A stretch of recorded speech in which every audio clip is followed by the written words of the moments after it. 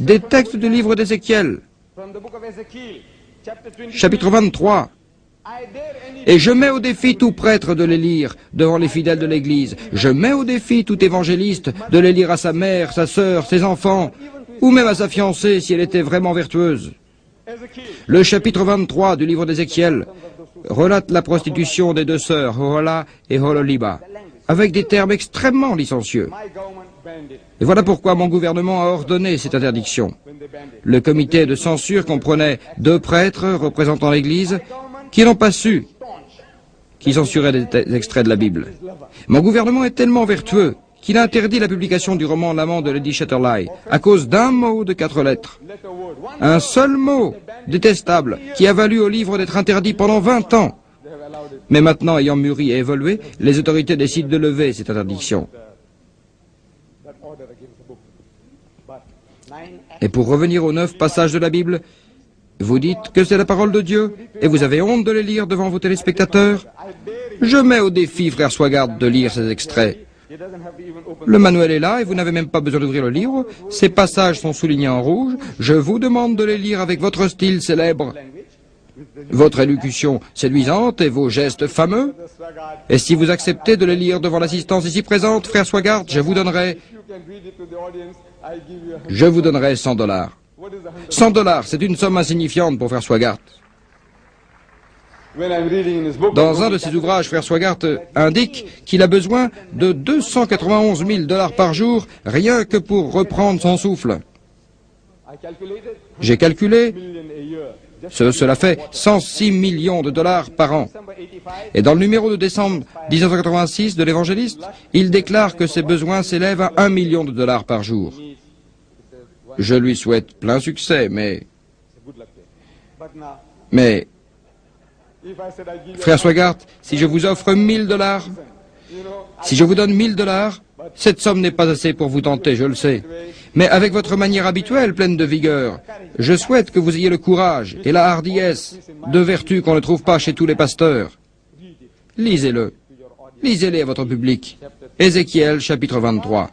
Si vous ne pouvez pas, je dirais que ceci n'est pas la parole de Dieu et que la Bible n'est pas la parole de Dieu.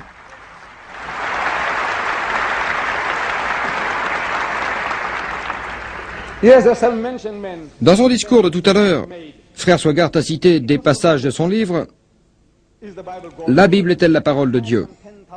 Il existe actuellement dans votre ville 10 000 exemplaires de cet ouvrage que chacun, je suppose, peut acheter. Je ne sais pas si on va distribuer des exemplaires dans cette salle. J'avais demandé qu'on donne un exemplaire à chacun pour qu'une fois rentré chez lui, il le lise tranquillement et voit ce qu'il en est.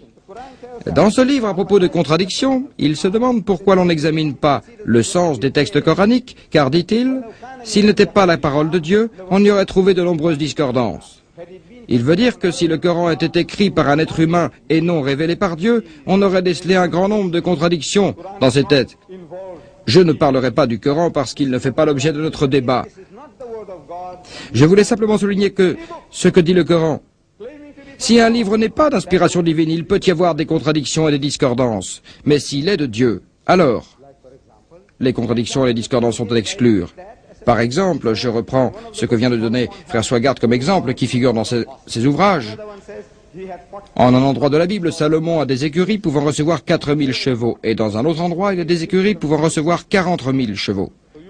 Frère Swagard justifie cette contradiction en disant que la différence entre 4 et 40, c'est un simple zéro. Mais moi je dis que les Juifs, mes cousins, ne connaissaient pas le zéro lorsqu'ils ont écrit le livre.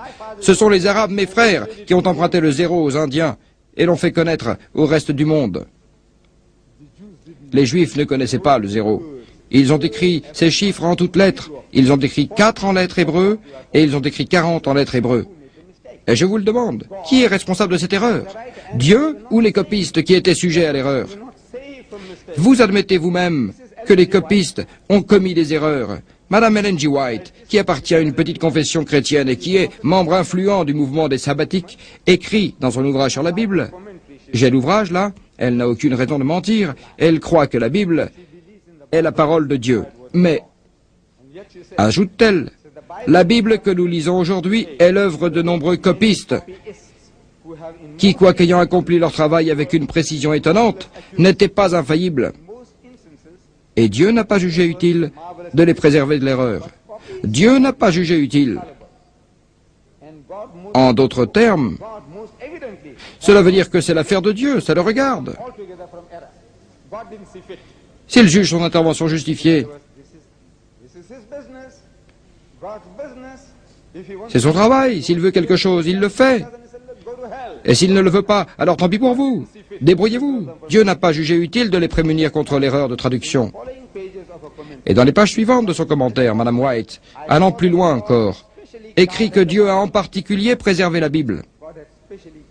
Il l'a en particulier préservé de quoi? Je me le demande.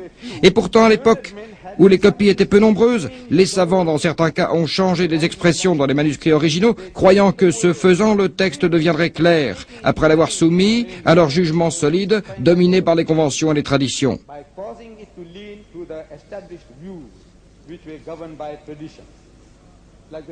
C'est le cas des témoins de Jéhovah, qui ont édité une traduction appelée Traduction universelle moderne, que vous rejetez vous-même.